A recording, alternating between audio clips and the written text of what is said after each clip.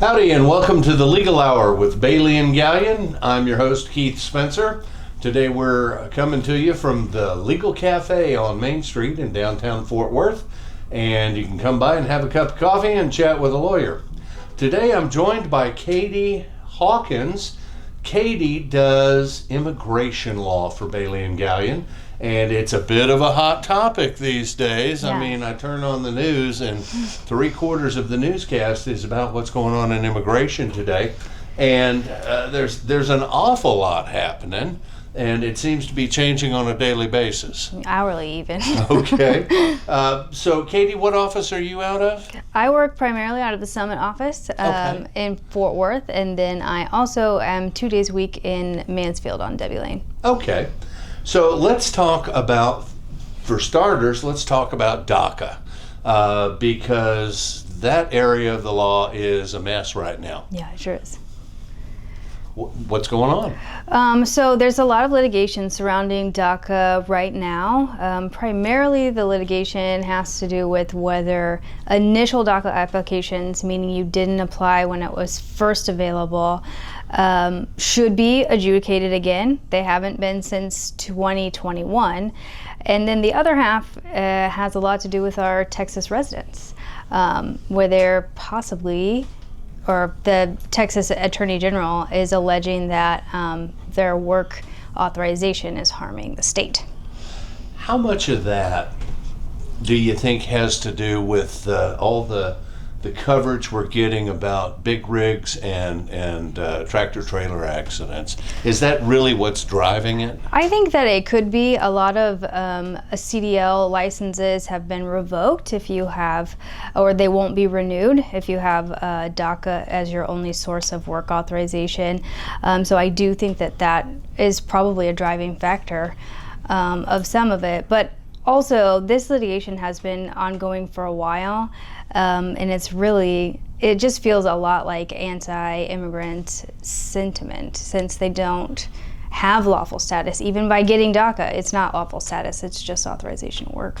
Okay, and this is a case that's pending in the Southern District of Texas? Yes, it is. Where does that case stand right now?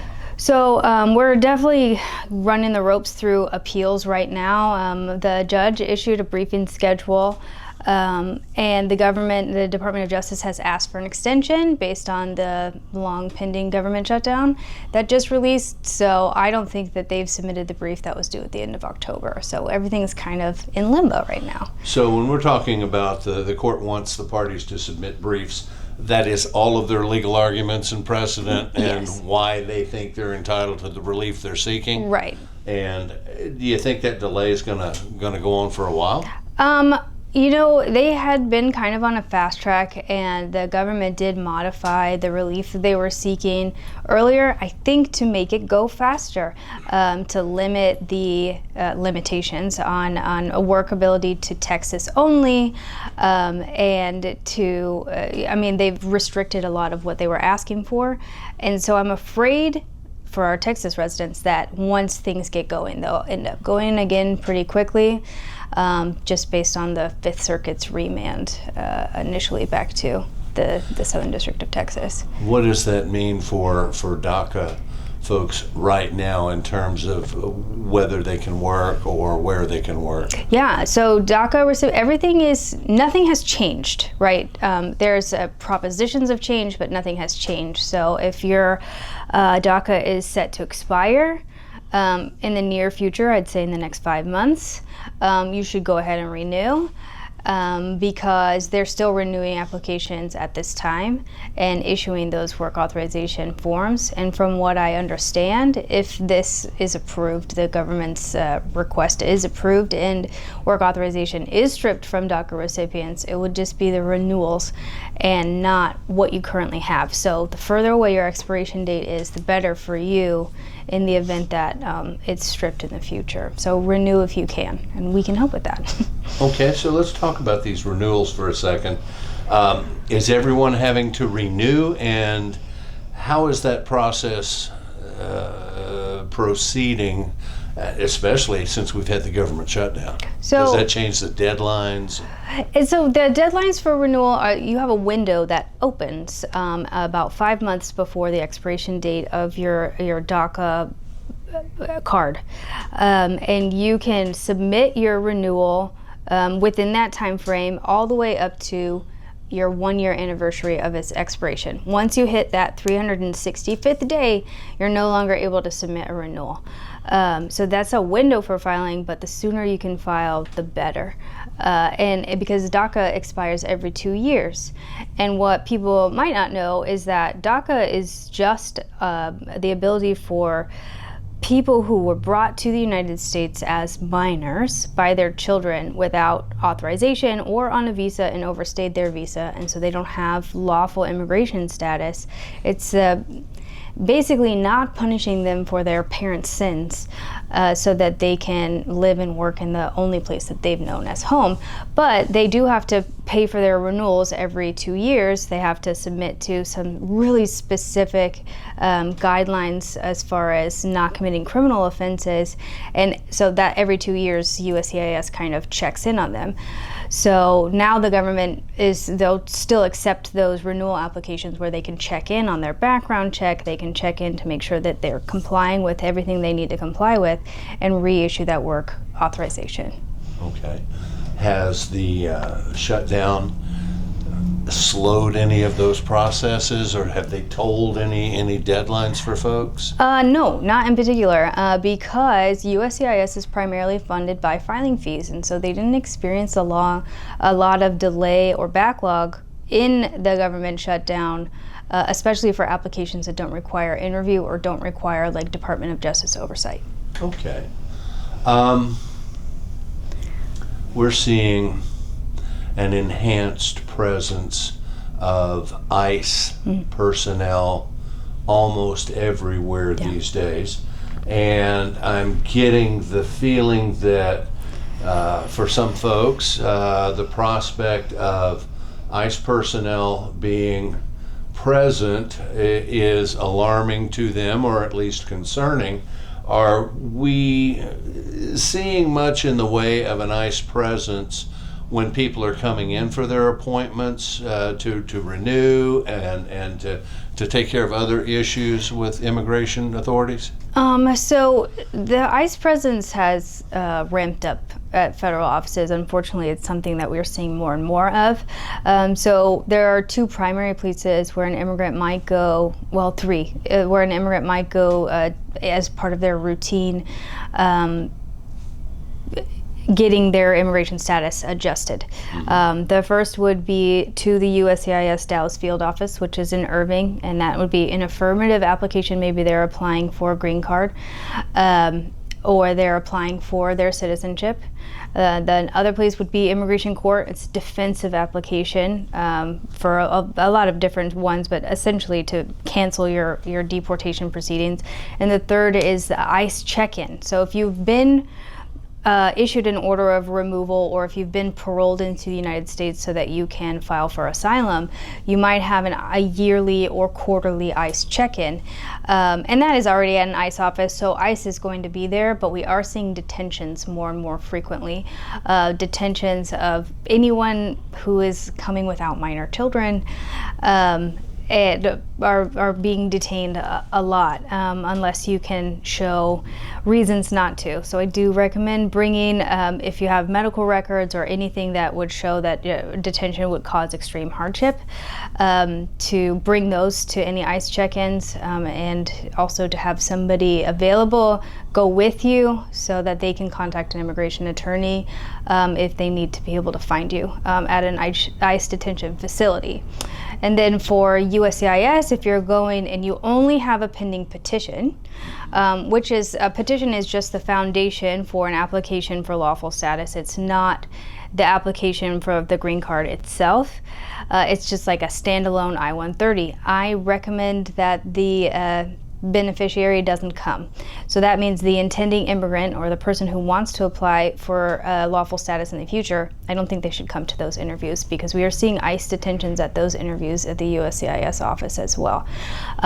So what I have been recommending is just the petitioner go with an attorney so that the interview can be completed, because the petition itself belongs to the United States citizen or lawful permanent resident who's petitioning for their relative or for their employee. So to avoid ICE presence there, that's my general recommendation. And then at court, you got to go to court. And it's scary to go to court. ICE is there, but you have, if you miss your court proceedings, they can remove you in abstention. It's really hard to overcome that later. And so the people we're seeing detained in court proceedings are people who have been inside the United States for fewer than 2 years, and people who entered the United States without a visa.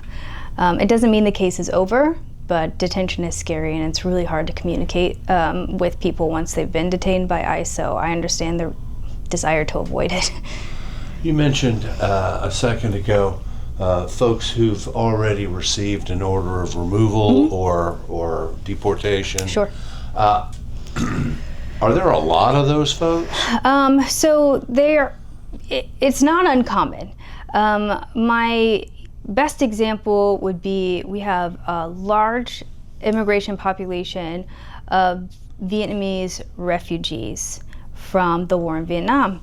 And they came here lawfully as refugees, and then something happened. Either they got a criminal conviction, or they let their status lapse for too long, or something happened and they were placed in removal proceedings. They didn't hire an attorney, or their attorney didn't have all the resources they could to present the best case they could, and they get an order of removal. However, Vietnam wasn't accepting deportations from the United States until very recently. Okay. And so they were placed on what's called an order of supervision. We colloquially call them OSUPs. And if you have an OSUP, that means you get work authorization, but every so often, depending on the ICE officer who issues it, you have to check in with ICE. Usually it's yearly, sometimes it's quarterly, and you have to go to an ICE check-in. Also, people who enter the United States without a visa or refugee documents or anything, but they're trying to apply for asylum, and they present themselves at the border to a Customs and Border Protection officer as someone who knows they don't have a visa for entry, but they want to apply for asylum. Some of them get paroled into the United States, and that parole comes with a check-in requirement as well. Okay. And it's my understanding that in the past 5 or 6 years, a lot of people got paroled into the United States. Yeah, so there was the waiting in Mexico policy of the first Trump administration that the Biden administration kind of peeled away, in where they didn't have to wait outside the United States to apply for their asylum applications, and instead were paroled back into the United States. There are lots of different types of parole, and so if you have the right type of parole, you can do specific things like apply for green cards, and others you can't. So if you don't know what type of parole you have, you should consult with an immigration attorney to see if there are other options for you rather than just trying to defensively apply in court. Okay. Let's talk about the ICE detention, the bonds, that sort of thing. Is it hard to make bond if ICE detains you? It's becoming a lot more difficult, actually, to bond out. The general requirements that they say you have to have in order to bond out is that you are not a threat to the community, and also you're not a risk to abscond. That used to be an explanation that was relatively simple to give, and it doesn't seem to be that way anymore.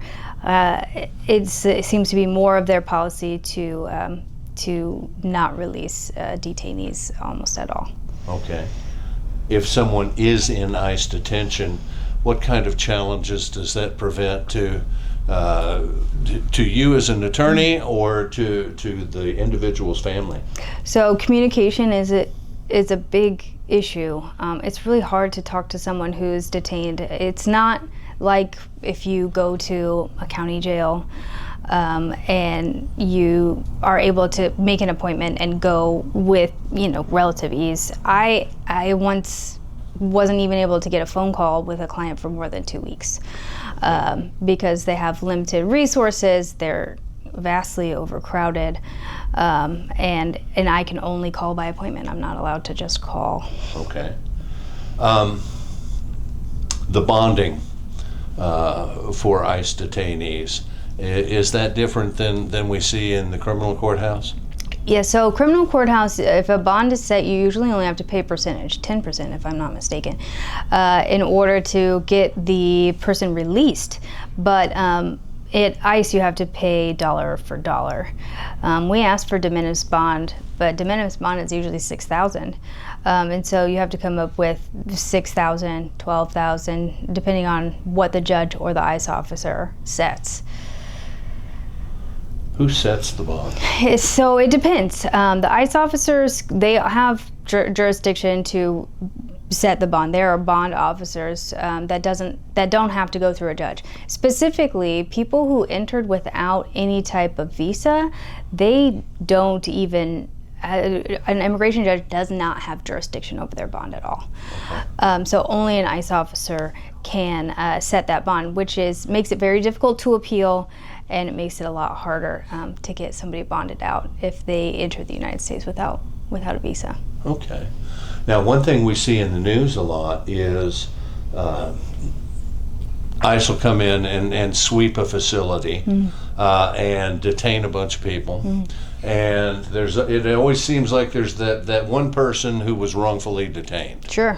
And how do you get them out if they're wrongfully detained? And how do you prove it? Essentially, we have to show that they have some sort of lawful status. I think that people tend to not carry their green cards with them because they don't want to lose them. But I think that's a mistake, and I think you should always have your green card on your person if you are not a United States citizen. If you're a United States citizen and you've naturalized, like you became a citizen, then I would recommend getting the passport card that shows your citizenship so that you can carry it with your ID to show your status. I would also recommend having digital copies of any of these documents just in case you're detained and they take your things from you and you can't show them because you've been separated from your property. Then your family member or an attorney is able to submit those to the ICE officers to show that they have detained someone who has lawful status. If somebody has lawful status like lawful permanent residency and they're not a citizen, you can still get detained if you commit a crime because you can still lose your lawful permanent residency under pretty severe certain circumstances. And so having status isn't in and of itself a cure-all, but I'd say 90% curing that would just be having proof. My wife and I were talking about this the other day. I was born in Austin, Texas, and I've been a citizen of the United States all my life. And if I got pulled over and a police officer or someone else says, "Are you a U.S. citizen?" I would say yes, but I'm not carrying anything on my person that I think proves that. I have a driver's license. I have a state bar card showing that I'm an attorney licensed in Texas. But how would I go about proving I'm a United States citizen?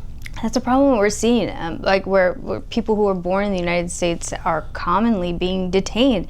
I say commonly, we've seen more than 10 incidents, and that seems like 10 too many, where somebody has to bring your birth certificate to the detention center to get you released. And then the Supreme Court case recently said it was okay to essentially profile people based on their race and where they're working and whether they're speaking a language other than English. And so those people are obviously at a much higher risk of being detained than someone who's white presenting, speaking English, and maybe working in a more professional field. Okay, because I certainly don't carry my passport with me. Neither do I. Okay. And if they pulled my wife and I over and we're both stuck there, I guess I have to have someone go into my house and find my passport and bring it down? Yes, but also the thing is, it's not something law enforcement is allowed to ask unless they have some sort of articulable cause to say that you present as someone who does not have lawful status.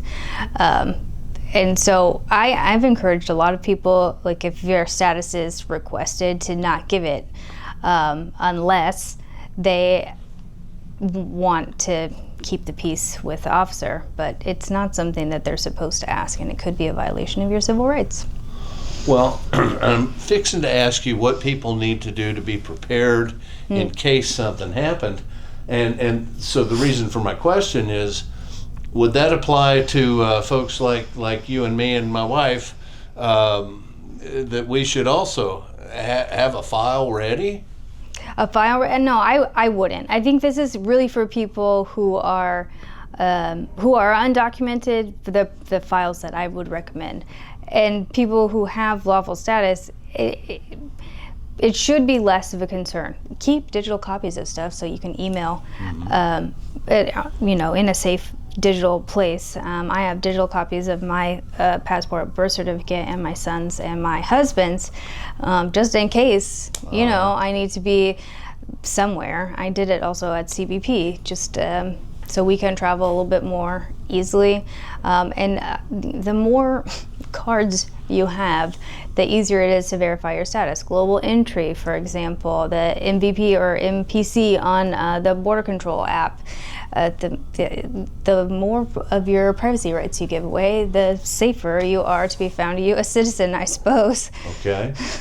Okay. Well, what kind of binder or package would you recommend that folks who are nervous about this should gather, and where should they keep it? Okay, so I have a recommendation for people who don't have lawful status but are in a position to where they want to fight for their case if they do get detained or pulled over, and place in removal proceedings even if you are not detained for that process. If you have been here more than 2 years but fewer than 10 years, make sure that you have proof that you've been here for at least 2 years.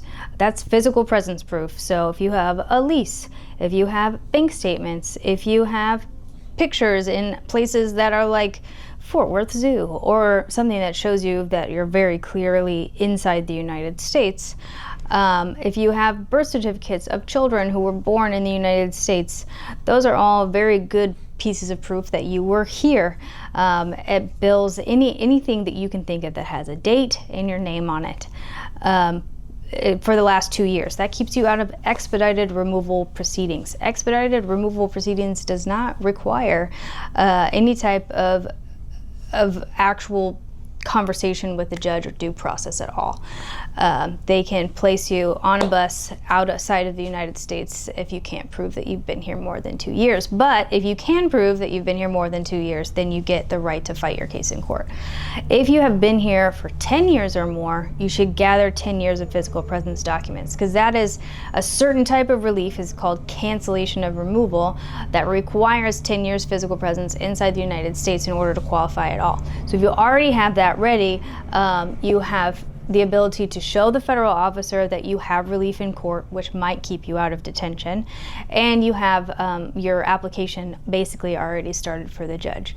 And some of these dockets are moving very fast to try to get the backlog out of the way.